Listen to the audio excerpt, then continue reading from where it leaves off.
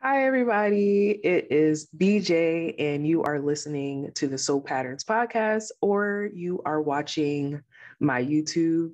My podcast on YouTube is all about self mastery and spiritual transformation, higher self transformation, whatever you want to call it. So it's been a while. It's been a while since I have done a podcast or a YouTube.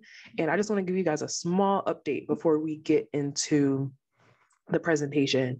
So I got a job, I got a 9 to 5 job. So if you have been following along my entrepreneurship journey, I quit my job back in May, and I started to really focus on my brand and building my brand and whatnot.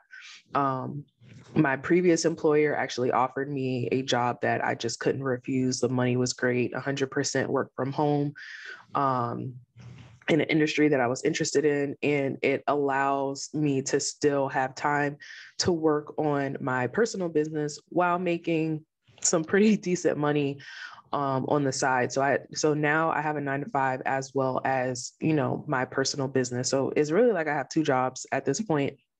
So that's what's kind of been going on. So I wanted to take some time to get myself started in my job. It was also the holidays. We went through Thanksgiving, Christmas, etc. So we were doing a ton of traveling and things of that sort. So now that I'm finally in a place where I feel comfortable getting back into my routine of posting on YouTube and making podcasts, and I'm good now. So that is why I'm doing a presentation / podcast for you guys today. I do have one other update. I am currently not taking any more clients for tarot readings or one-on-one coaching. Right now, I'm really, really focused and laser focused on getting my YouTube platform to a place where I can become monetized. So I'm going to focus all of my energy on my YouTube and my podcast, and maybe even TikTok, because TikTok is popping right now. So I'm hoping that I can start getting into that space as well. So I really want to focus on providing content for you all. And then over time, if I feel called to doing tarot readings and doing coaching again, then I may go back into that space. But energetically right now, I just don't have the capacity and the bandwidth to do that. But of course, you guys can always still DM me. I do have the intention of teaching tarot on my channel in future episodes. So I will start teaching you guys so that you can start doing tarot readings for yourself. So you don't necessarily have to rely on me on doing your readings. All right. So the presentation that we are going to have today. So what we are talking about are spiritual altars. And what I really want to get into is what my personal opinion and how I use altars. And I really want to give you guys the basics and the history of spiritual altars. Some people call them ancestor altars. Some people have deity altars. We're going to talk about all of that today. So in my personal spiritual journey, when I started to use my altars, it completely propelled my spiritual journey into like another dimension, literally. Like it just completely propelled me forward in a way that I don't believe that it would have happened if I did not have my altar. So that's why I think it's really important for me to teach you guys about this today. So if you are on YouTube, you're going to see my screen. If it is a podcast that you are listening to today, then just keep following along. All right, all about spiritual altars. So first off, let me preface it with this, and I'm going to take a sip of my coffee. So I especially think it's important for African Americans to learn how to use an altar, because the religion / spiritual background that most of us have were forced on us generations and generations ago.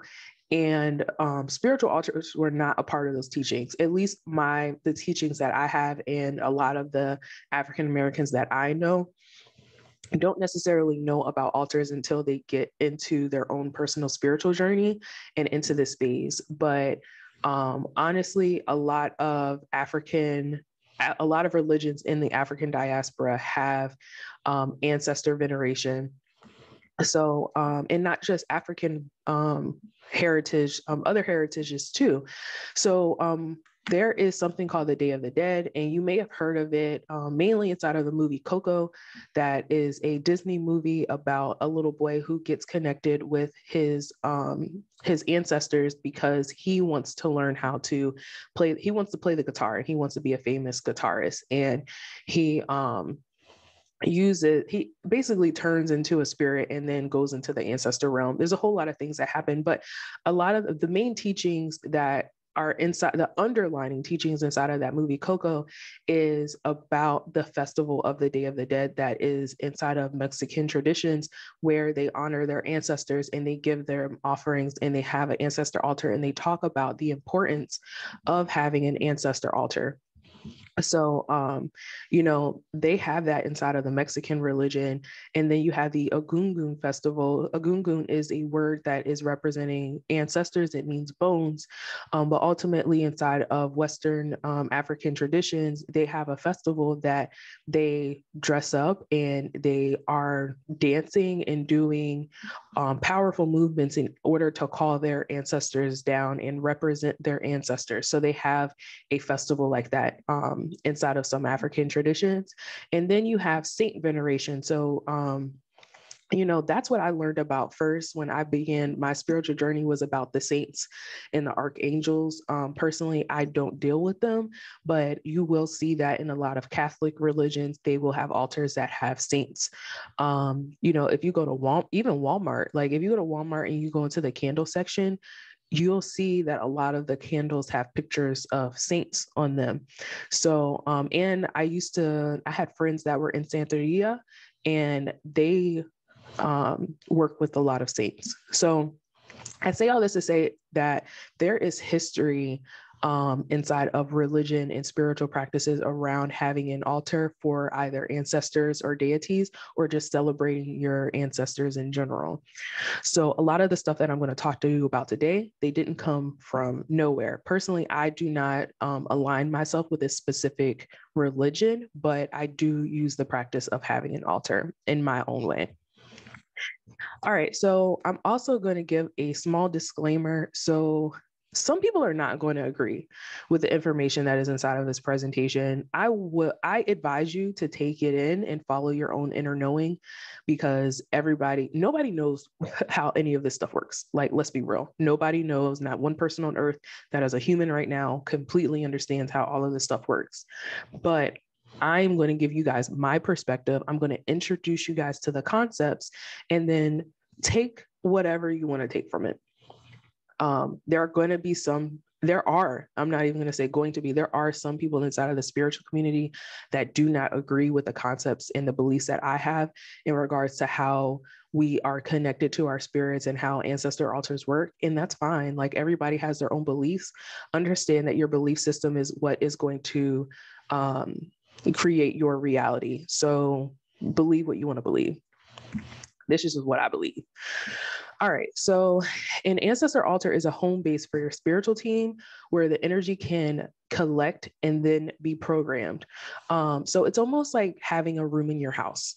For example, I have my living room. My living room has its own intention. It has its own energy. The space is set up for, us to share a space and enjoy each other's company.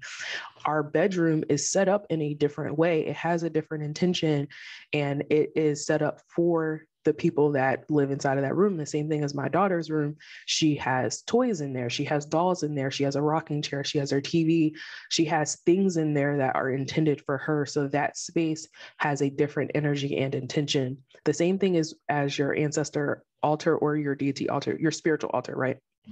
It is a home base for your spirits to collect. It is a place in your home that they can feel comfortable, that gives them a connection point for you to be able to directly communicate with them. You can communicate them at any point, but your altar gives more of a direct connection and a space for them to kind of like chill and get their offerings and things like that.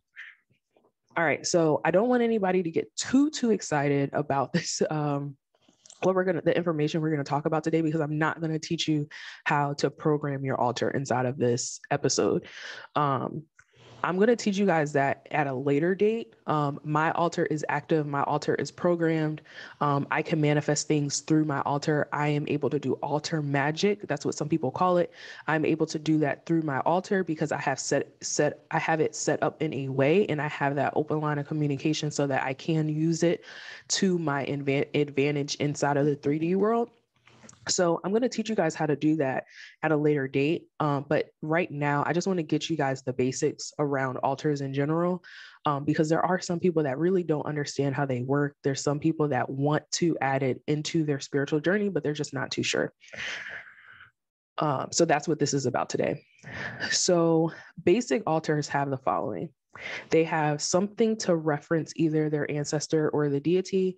So it doesn't really matter what it is, as long as it has that intention and that energy in there that is a representation of that deity or that person that passed along. So you can have a picture of them. You can have something that they used to own. You'll see behind me, I have an Oya statue. So for deities, a lot of people have statues that they use in their altar. You can use whatever you need to use. It just is a representation of that energy, that spiritual energy. A candle, in my opinion, you 100% need a candle on your altar. Not a fake candle, not an electric candle, none of that. Like, it has to be a candle that is actively lit. Like, you can't just have a candle that's just chilling on there. It needs to be lit, which also means that you're going to have to consistently provide candles on your altar. It does not have to be an expensive candle. You can literally go to the dollar store and get candles. I get my candles from Walmart. I used to be one of those people that felt like I had to go to a spiritual shop and get candles, and those candles are expensive. Like, they can get upwards of like $20 in some spiritual shops. So don't feel like you have to get a super expensive candle all the time. I do it every so often, but most of the time, the candle that I have on my altar is just like $1. And then you're also going to have an offering on your altar. Offerings can be food, it can be water, coffee, tea, jewelry, crystals. You can give whatever offering that you want on your altar. A lot of people give food and drinks because it's something that you can offer every single day. You're not going to put jewelry, like a new piece of jewelry on your altar every day. Like, that'll get expensive, right? So food is pretty cheap. You already have it. You're going to cook it every day inside of your home anyway. A lot of people give food as offerings. Some of the most basic offerings is just a glass of water. If you feel like that you're not comfortable yet to put food on your altar, you can just put a glass of water on there and refresh the water every day or so. And another thing that you can give is ancestor money. So I have some right here that I want to show you guys. When I first started in my spiritual journey, I thought when people said ancestor money, I thought they were really burning real money. I thought they were actually taking cash out of the bank and like burning $1 here and there. I had no idea until I met people in person and they showed me what they were using and things like that. So ancestor money is not real money. Now, you can put real money on your altar. I tested it out before. Like, I actually burned real money to see if it made a difference. In my experiment, it did not make a difference. So don't use actual cash. So this is what ancestor money looks like. If you are on YouTube, then you can see in the little window. These have pictures of a little Asian. I don't want to say a little, sorry. I don't mean little. I just mean the picture is small. But these have pictures of an Asian man on it. I am pretty sure he represents the spirit of money. Like, he's like the banker of the spiritual world or something like that. But this is what the ancestor money that I use looks like. You can get ancestor money from some spiritual shops that actually look like American money. I personally don't trust it, just because sometimes fake American money can just be play money, and it's not made out of the same material as this money is. This is called Joss papers, JOSS. It's called Joss paper. So that is what ancestor money is made out of. So sometimes American money, like, can be play money, and it's not made out of that same material. So just trust whoever you're purchasing it from. Like, I always will tell people to purchase from a Black-owned spiritual shop. Those are the only places, honestly, for the most part, I've been able to find ancestor money, are spiritual shops that are run by Hispanic or Black people. So you can find these. Sometimes you can find these at a Botanica too, but ultimately I would recommend shopping at l9shop.com. That is my spiritual advisor, Indra Ali. He has his own spiritual e-commerce store, and that is where I bought this money. I got this off of Etsy at another girl's spiritual shop. I cannot remember what her name is. Sorry, I can't remember what her Instagram name is or her Etsy shop name, but again, you can find ancestor money if you're looking for it, right? You just have to be intentional about finding it. But that is another way to provide offerings to your ancestors, is you can put it on your altar. You can burn it. A lot of people will burn a piece of money every day as a part of their spiritual routine. So that is the basics of an altar, is whatever you need to represent that deity or that person, a candle, and an offering. All right, so why have an altar? There are a couple of reasons why. One is you help your ancestors so that they can help you. We'll talk about this in a little bit more detail, but having an ancestor altar creates a mutually beneficial relationship.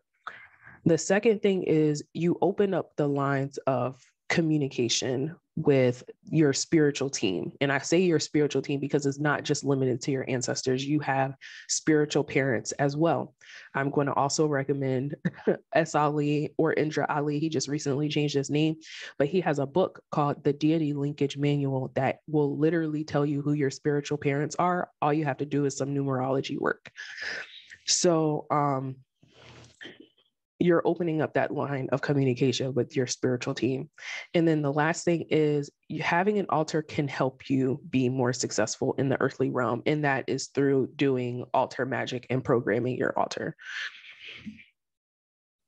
All right. So how are you helping your ancestors, right? You are ultimately paying their karmic debt, and you are giving them power. So when your ancestors pass from the physical world to the spiritual world, they have karmic debts that need to be paid. That happens to everybody. Some of it is literally they're carrying around a energy of poverty. So giving your ancestors ancestor money is kind of removing that energy around poverty and giving them more of an energy of abundance and prosperity. And when you burn ancestor money for your ancestors, you are giving them spiritual currency to help them pay their karmic debts. I don't know how any of this stuff works, okay? This is just how it works. I know that it works. Literally, my brother came to me in a dream with a wallet of money. Like, he came to me and was like, hey, what's up? Look at this. So I know that this stuff works. That's just my inner knowing. And their debts can be financial or just from them being shitty people on earth. Listen, everything has duality, not necessarily somebody being a bad person. It just depends on your perspective. It's all about intention, right? So if they had bad intentions, negative intentions, intentions of not being loving, gracious, positive people inside of the world, then they're going to carry that energy with them into the spiritual realm. So giving your ancestors all offerings thus gives them power and helps them pay their karmic debts. And for your deities and your spiritual parents, it gives them power by you giving them offerings. So when you give offerings to your ancestors, you're giving them energy to be able to do things in the spiritual realm, things that they can do for you that you cannot do for yourself, removing blockages, protecting you, things like that. So when they have the energy, they can do these things that you ask them to do. Again, we will get to that at a later date when we talk about programming your altar and doing altar magic. But you have to understand that as humans, our attention is our currency. So, and our offerings is a currency in itself. So I've spoken about this on my channel before, but the show American Gods shows you how it exactly works. The gods and the spirits that had a strong following in the earthly realm, they were stronger, they were richer. But the gods that did not have as strong of a following inside of the earthly realm, they were weaker. They didn't have as much to offer. So it's the same exact thing, the same exact concept. So you're opening up the lines of communication. So this communication is an extension of your own spiritual energy. So when there's something called the law of attraction, right? The secret, if you've ever heard of it. And the concept of the law of attraction is whatever you think manifest. And it's like the more you think about something, the likelier it is to manifest, the more energy that you are giving to that thing. The concept is that thoughts are things, thoughts can manifest. And the problem I have with the law of attraction is that I don't have time to be thinking about this stuff all day long. I have other things going on during my day that I'm not going to be sitting here thinking about, I want to manifest this, I want to create this. I'm not thinking about that all day long. So your ancestor altar and your deity altar ultimately becomes like that extension of your own energy.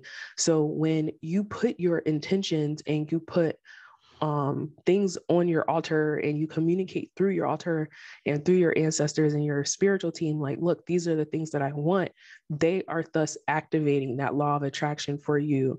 And it is allowing for that stuff to manifest while you are not necessarily thinking about it all day long. So that is what I mean by it is an extension of your own energy. So again, I didn't just say specifically your ancestors. This is tied to your spiritual team as well, your spiritual parents. Personally, my spiritual parents are Oya and Tahuti, aka Thoth. And again, I learned that through the deity linkage manual, and you can learn who your spiritual parents are as well. But we have spiritual parents who are just as invested in us as our ancestors are. So when you open up that line of communication, then you can start giving them things and they can start providing things for you too and doing work for you. So you don't necessarily have to be a magician or be working the law of attraction all fucking day long. So you're communicating and they are working for you and you guys are helping each other out. So listen here, I'm not going to preach to you guys like a lot of people, because a lot of people are like, honor your ancestors first, honor your ancestors first. Like a lot of people are very, very adamant about telling people like, you should not be working with deities like until you deal with your ancestors. I'm not going to tell you that. Do whatever feels funky for you. All right. Whatever feels good inside of your soul and your spirit, do whatever you want to do. So, you can build an ancestor altar or a deity altar. It's whatever floats your boat. In my personal opinion, I do recommend connecting with your ancestors first, especially if you are a beginner in the space. Why? Your ancestors are going to come to you in a manner that is more gentle, in a manner that feels comfortable, and is going to have energy that feels familiar to you.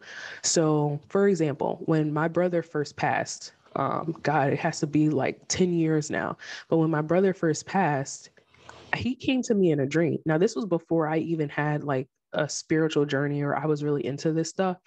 He came to me in a dream and we literally talked. I remember the conversation. It felt real. Like I hugged him and everything. And it didn't scare me because I missed him and I was excited to talk to him and I care about my brother a lot. I love him a lot. So it didn't freak me out. You know what I mean? And whenever I would see things around me that would remind me of him and I would almost like feel his energy, it did not bother me because that is something I felt comfortable with.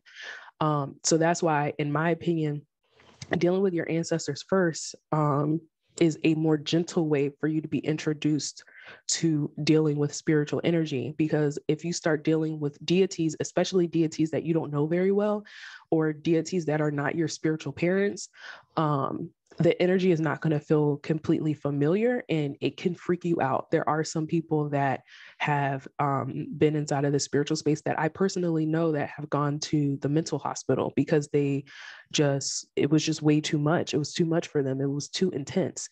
So, you know, I hear about it all the time. You know what I mean? Like people like, start to become very anxious and they start to become very paranoid because they don't understand, like, what did I just see? What did I just feel? What's going on? There's things coming to me in my dreams. What does it mean? Like they're freaking out.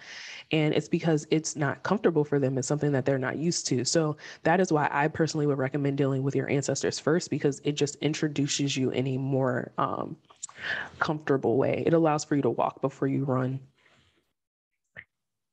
Okay, so you can use altars to manifest things in this realm. That's another reason why me personally, I think ancestors altars are the shit. Like they are the best thing out there. In my opinion, they are probably the best tool that you can use in your spiritual journey. Sorry if I keep saying ancestor altars. I just mean altars in general.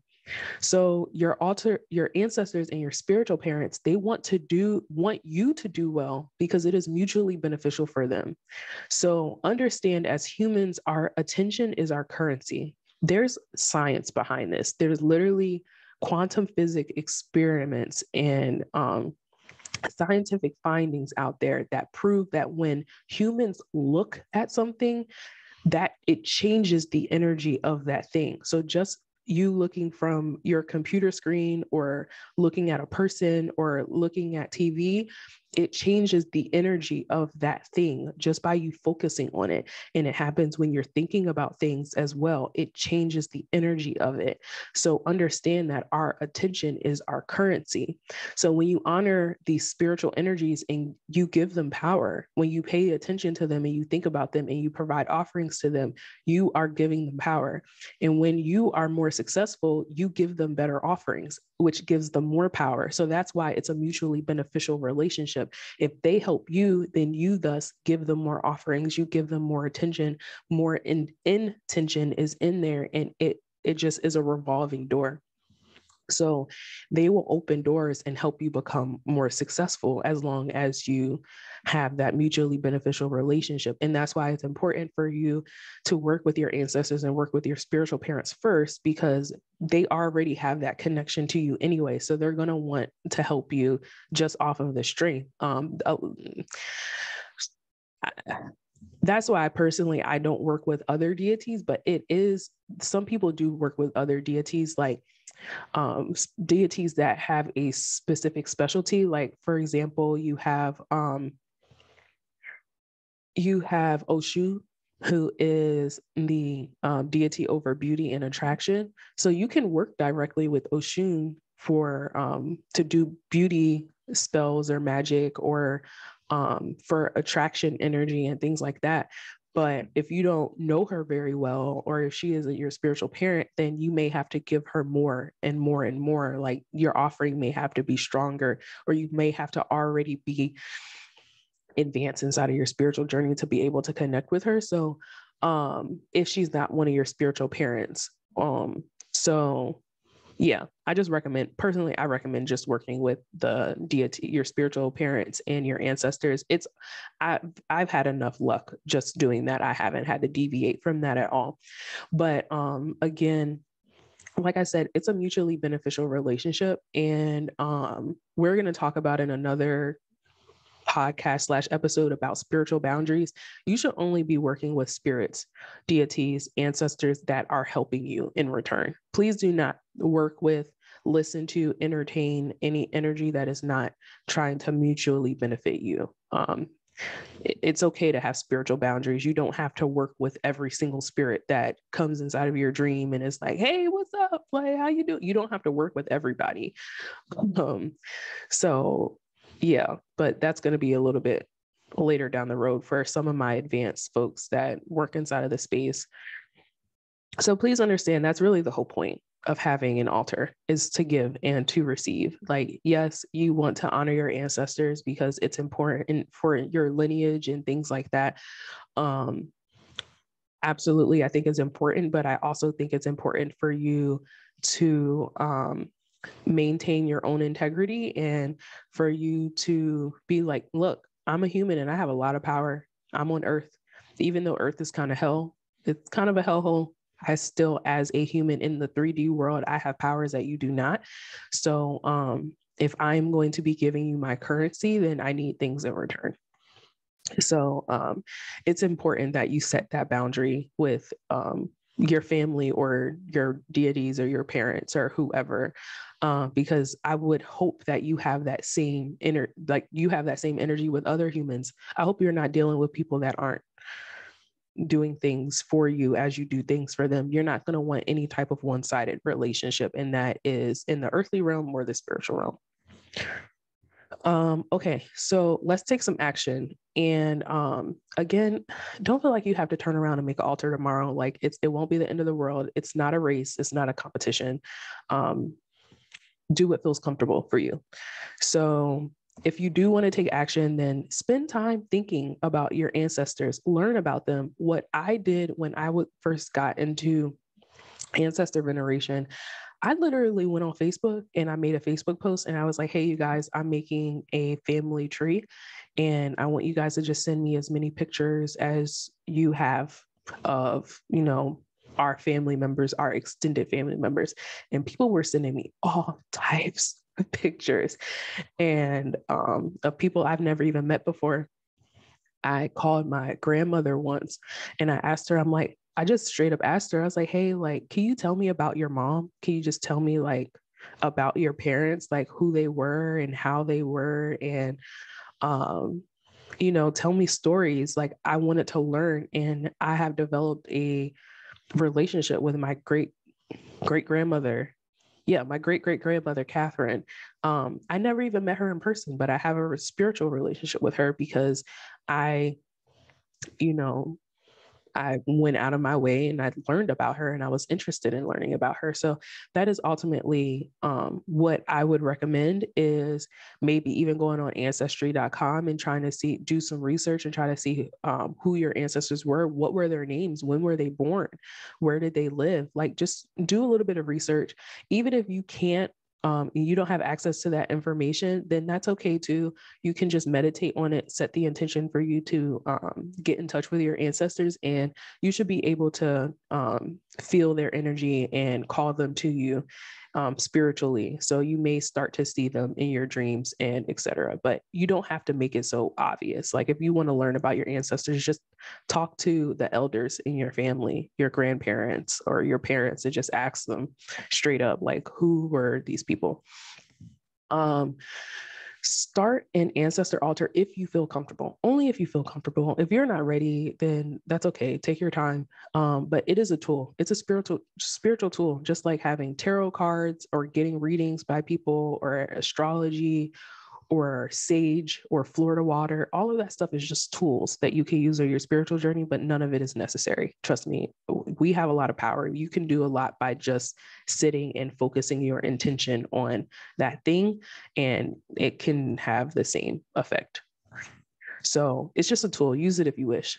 And prepare yourself to give offerings if you are interested in having an ancestor altar. If you live inside of a home that you don't feel comfortable having an ancestor altar as out in the open as I do, then you can create like a small container that you use as an altar, but it doesn't have to be like out in the open. It could just be like a closed container that you put all of those things in. You can even have like a little tea light candle if you would like to. If you don't feel comfortable doing that, like you can also just like when you eat a plate of food, push a little corner to the side and just set the intention that this is an offering for my ancestors. Eat your food, that little corner, you just throw it away. In my personal opinion, you can throw away food. There are people that feel like you have to like dig it up and stuff like that. Like, come on now. Not everybody lives on a farm and has complete access to dirt. So it's not necessary. You can throw your offerings in the trash. It doesn't mean that the offering is null and void now. Like that's not what it means. Everything is about intention. So if you set the intention of this is for my ancestors, then they will thus receive it. All right. So my resources, Instagram, Twitter, Facebook, all BJ the Blogger. Send me DMs if you would like. I don't mind. We can talk in the comments, especially in YouTube, please. leave a comment, like, subscribe, all that good things. It helps with the algorithm. If you are listening to this on a podcast, then please give me a 5-star rating. It helps me out. So again, mutual beneficial relationships. I'm giving you content. Please, do your part and help me get this information to others. And if you are watching this on YouTube, you can access this information in a podcast form. The podcast is called Soul Patterns, and it's pretty much on every podcast platform that is available. All right, guys. So in a couple of upcoming episodes, I'm going to talk about programming your altar and using your altar for altar magic. And I'm going to talk about having spiritual boundaries and why it's really, really important, and what you can do in order to enforce those spiritual boundaries so that you're not getting visited by any old energy at any old time. And I'll tell you guys some stories about things that have happened to me when I didn't have great boundaries. So, but I hope you guys enjoy this episode. I'll catch you next time. Bye.